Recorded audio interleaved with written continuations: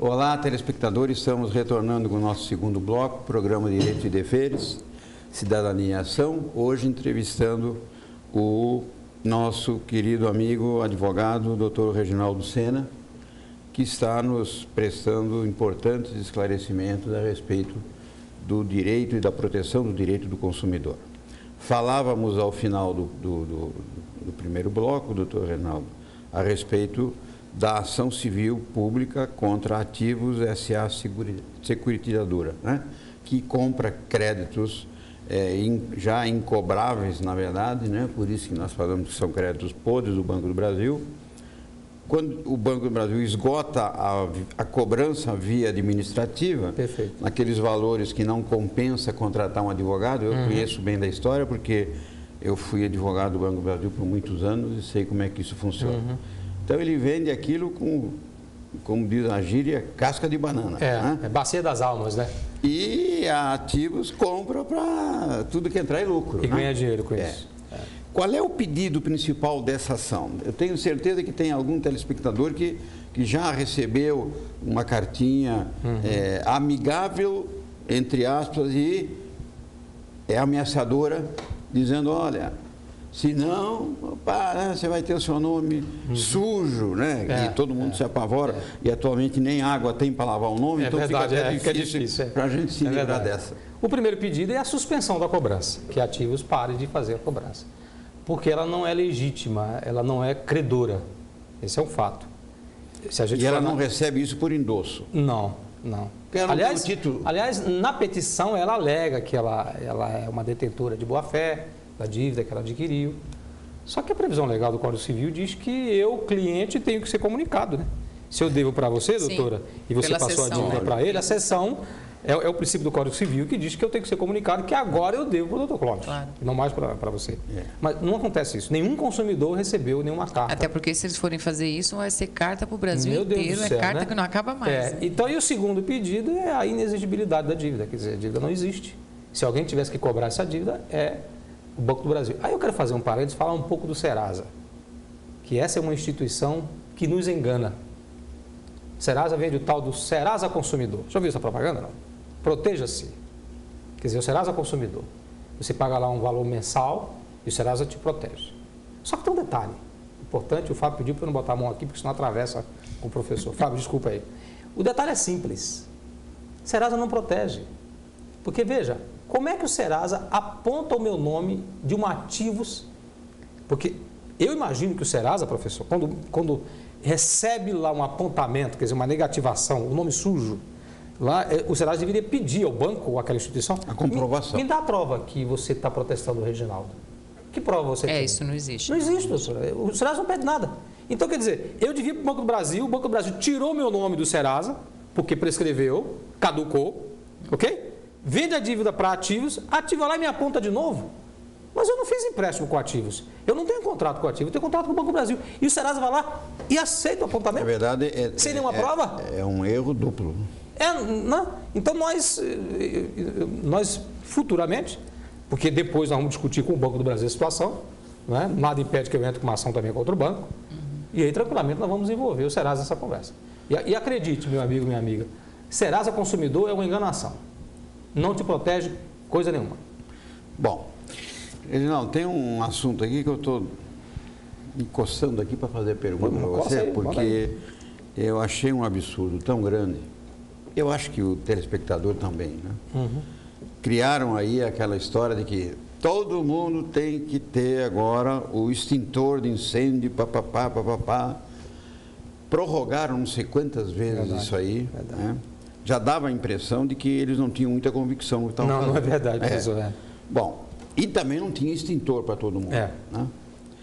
Eis que agora, há poucos dias, através de uma resolução, que alterou outra resolução, e me chamou a atenção, antes de fazer o programa, eu tive o cuidado de pegar essa última resolução, ela é assinada por 1, 2, 3, 4, 5, 6, 7, 8, 9 pessoas. Essa é uma resolução de peso, né? Resolução de peso. Meu Deus, ela tem mais assinatura do que conteúdo. É verdade. E agora dizendo o seguinte, não precisa mais de extintor. Isso não é um desrespeito ao consumidor, ou eu que estou ficando já com idade avançada e meio chato? Não, idade avançada o senhor não tem, o senhor não é uma pessoa chata, não, de jeito nenhum. É fato, né? Nos enganaram, né? E nós já vimos isso, só para lembrar, com relação aos kits de primeiros socorros. Verdade, né? Uma situação muito parecida, em que todo mundo se adequou, comprou e depois todo mundo doou para um monte de lugar. Parece que faz isso para beneficiar alguém, não é? Não parece que tem uma será? coisa... Eu acho que é isso. Não, acho que não. Que é isso? No Brasil, eu acho que não. Isso não. É um pouco de maldade. E, gente, é verdade. Eu estava ouvindo um radialista hoje pela manhã, ele dizendo, se meu carro pegar fogo, eu saio correndo mesmo. Eu vou pegar extintor para pagar incêndio, eu vou correr. Eu sei, se aquilo ali explode, o extintor vai me ajudar? Então isso está errado desde a sua origem. É verdade. Né? Nós não tem somos habilitados a utilizar. Imagina, eu não sei nem usar aquele treco ali. Então o que aconteceu? Aí veio essa decisão, o que nós do DECOM fizemos essa semana? Ingressamos com ação na Justiça contra o Detran de São Paulo. Você pode dizer, mas quem baixou a resolução foi o CONTRAN, que é o Conselho Nacional de Trânsito, que é ligado ao Ministério da Cidade, por isso ouviu esse monte de assinaturas, porque aí veio lá o ministro da cidade, depois veio o secretário, não sei de que, até chegar lá ao Conselho Nacional do Trânsito. Ministério da Defesa, Ministério do Transporte, Ministério da Educação. Até a Educação assinou aí a resolução. Ciência e Tecnologia. Meu Deus do céu. Ministério da Cidade, Ministério da Saúde e Agência Nacional de Transporte Terrestre. Todos eles admitem e a Associação dos Otários. Só faltou. Mas por que esse pessoal, então, não se reuniu antes de criar essa norma para discutir a viabilidade e a necessidade? O Ministério da Saúde, da Educação? Pois é. Então, mais um motivo, eles realmente concordam que o extintor é algo inadequado, inexigível, inaplicável, porque... como eu disse, eu saio correndo e qualquer um nessa sala aqui também sairia. Não sei se o senhor tem hábito para apagar carro. Eu não sei como é que apaga incêndio de carro, não. Então, o que aconteceu com tudo isso é que o consumidor ficou enganado mesmo. Muita gente comprando extintores e tudo mais. Nós entramos com ação civil pública essa semana contra o governo do Estado de São Paulo, pedindo 3 coisas. Primeiro, que as multas aplicadas para aquelas pessoas que não tinham. Várias. Meu Deus do céu. Muitas. Então a gente pede que dê baixa na multa, esse é o nosso primeiro pedido que a gente está fazendo. O segundo pedido é a baixa na pontuação de carta de habilitação, né? Em função do extintor. Era 4 ou 5 pontos? 5 pontos. E o terceiro pedido é, se eventualmente consumidores tiverem carro apreendido nos pátios e que a origem foi a ausência do extintor, que esses carros sejam liberados sem custo. É os 3 pedidos que nós fizemos ao Detran de São Paulo, porque a competência do trânsito é estadual. Eu não vou poder entrar com ação contra o CONTRAN, porque o CONTRAN não apreende carro. O CONTRAN é um órgão que normatiza as relações voltadas à questão do trânsito. Então, nós ingressamos com ação recentemente, também no nosso site, está lá a matéria, o número do processo. O site é idecombrasil.org.br. Só colocar no Google aí, IDECOM, nós somos o primeirinho e o segundo lá no Google, que aparece lá. E nós também estamos aguardando a qualquer momento que a Justiça venha. Essa ação é Guarulhos ou é São Paulo? São Paulo. São Paulo. Fazenda Pública de São Paulo, né? Do Fórum Central. Que, já que a outra parte é o governo do Estado do Detran, né? E são procedimentos, assim, complicados, porque, veja, um aluno me questionava essa semana que trabalha numa empresa, numa loja, alguma coisa assim, ligada a essa questão de extintores, diz que a empresa, o patrão, ele se adequou de uma forma, ele teve um custo absurdo para poder se adequar na venda desses equipamentos. E agora, simplesmente, quer dizer, o que vai acontecer, a questão até é desemprego. Né? Ele contratou funcionário, ele adquiriu tecnologia, adquiriu equipamentos e agora, simplesmente, ele não tem mais para quem vender. É uma irresponsabilidade reflexo social. É muita irresponsabilidade. Agora, também tem o seguinte, tem muita gente aí que posa de santo e não é santo nessa história, porque a regra, isso aí é bom senso. Quanto mais produz, mais vende, e vendendo mais, o lucro é maior. É claro. Então não tem por que o preço aumentar. Né?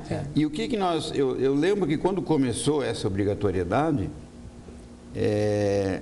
o extintor custava R$ 35, R$ 38 reais. Aí, quando começaram a apertar a fiscalização... Chegou quanto? 130, 140 reais. Ora, começou a produzir muito mais, vender muito mais esforçadamente e o extintor aumentou 4 vezes o valor. Pela necessidade do a lei da oferta e procura, o cara usa uma fé, né? Mas aí eu preciso para não ser multado, então eu pago qualquer preço. Mas teve gente que ganhou muito dinheiro nessa história. Muito dinheiro. Eu acho que vai ter que ter um apaga-fogo a jato aí para resolver essa questão. Apaga-fogo a jato.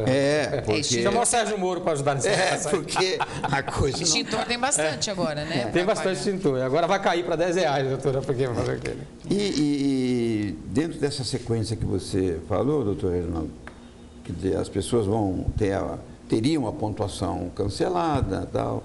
Agora eu pergunto o seguinte: e aquele que já pagou?